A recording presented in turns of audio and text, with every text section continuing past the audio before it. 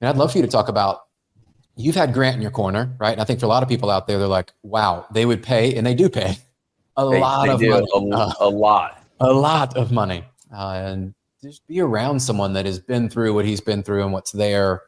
Talk to me about the importance of a mentor, because it seems like even through your story today, as you're sharing it, it's like you sought out, really, you wanted to be around somebody, Grant, who you could learn from, be mentored, and really be that apprentice to go, man, I'm going to learn so much more from him than I could ever make trying to build myself up in a career.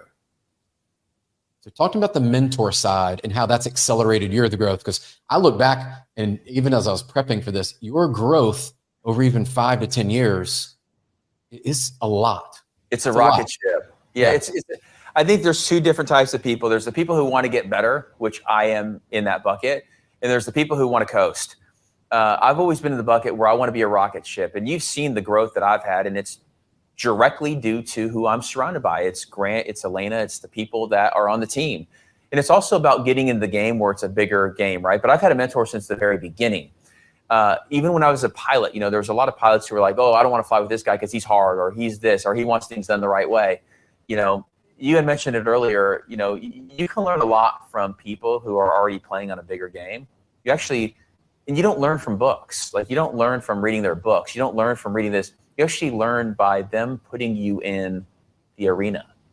Yeah. It's like watching a soccer game. You're going to learn from being in the stadium, or are you going to learn by being on the field? Well, in my viewpoint, you always learn from being on the field. And so Grant's put me in the game, on the field, making plays, and he's coached me for the last 9 years. We had this joke with Elena. I think I was telling you or somebody else. We used to tell Elena, we spend more time together, Grant and I, than him and Elena, because I was flying, we were doing deals, we were traveling the world, we were doing this, we were doing deals, we were doing this, we're doing that. Like you start spending a lot of time with people, and it becomes to the point where you can't put a number, you can't put a price tag on that. And I encourage people, don't do this yourself. It's going to take you so much time and energy and effort to make something small, versus getting on a team where you could actually become a part of something really, really big. The top people at Facebook, the top 10, they wouldn't trade that in. They're the top 10 people at Facebook, and it's like from 1 to 10, they're really, really well off. And I think partnerships and collaborations are overlooked in our society, because people are like, well, I want to be an entrepreneur. And what ends up happening is you actually become a solopreneur.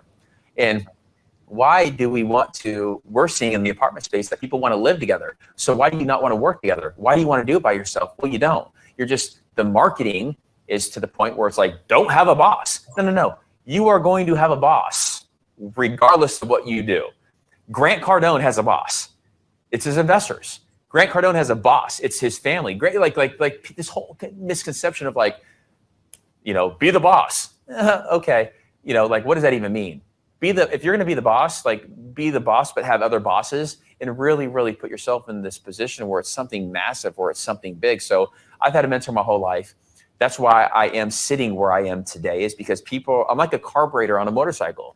It's like the jets, when you have a carburetor and you're trying to get more speed, when you go and tweak that jet, that carburetor, to let more fuel in, let more air in, it's very, very, sometimes it's big, but sometimes it's small. But then you get that peak performance where you're like, okay, I'm operating at a completely different level because I've always had somebody tapping on my shoulder. Hey, no, little left. Hey, no, little right. Hey, get in there, do that hard call. Call this, do this, get that deal, go do this, find that due diligence. I've learned the real estate game, Bry Guy. I like that name for you, Bry Guy. That's a new one. Okay. I've learned the real estate game. Yeah, I've learned the real estate game not by books, but by experiences, doing deals, getting in deals, getting my hands dirty, leasing apartments, knowing all the people on site, knowing the regional managers, knowing the VPs, knowing the banking relationships, knowing how to understand and create the financial models, understanding Excel, understanding how to build a team.